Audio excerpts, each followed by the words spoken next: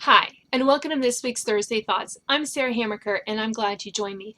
I had a parent ask me a question, and I get this type of question a lot. Their teenager doesn't want to attend religious services with them any longer. It could be religious services, it could be going to grandma and grandpa's for Sunday dinner, or it could be anything. The parent always wants to know, should we continue to make her go or leave her at home? Because they're being pretty miserable about, teenagers can make life pretty miserable.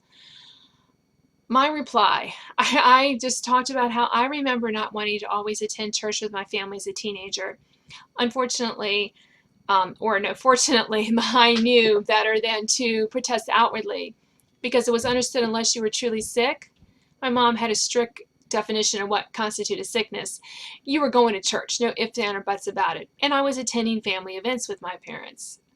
The answer depends on how strongly you feel about the attendance. In our household, our faith is an integral part of our home life, and therefore going to worship on Sundays is non-negotiable.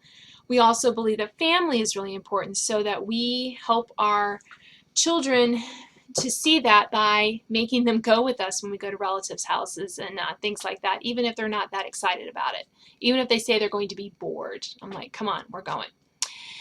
But if you decide that, yes, this is an event, this is a standing commitment for our family, and that's important to you and your family, then I recommend invoking the Godfather principle.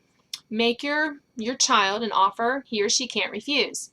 For example, say you inform her on a Saturday, we'll use the church attendance again, that church attendance is expected the next morning.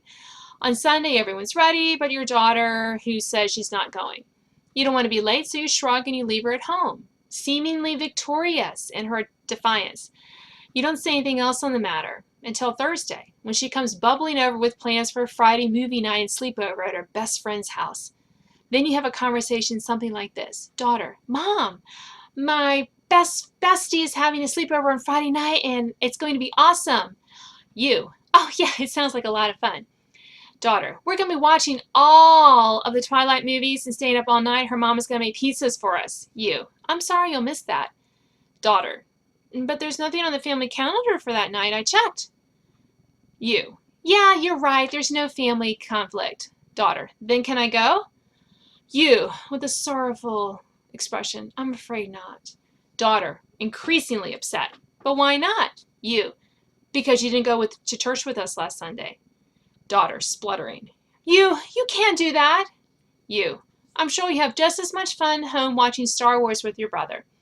Then you walk away, leaving your daughter to stew in her own juices. If she's smart, this will be the only time you'll have trouble getting her to church on Sunday morning. On the other hand, some kids learn the hard way. I hope that this has been helpful to you, and I will see you next week with another Thursday Thought.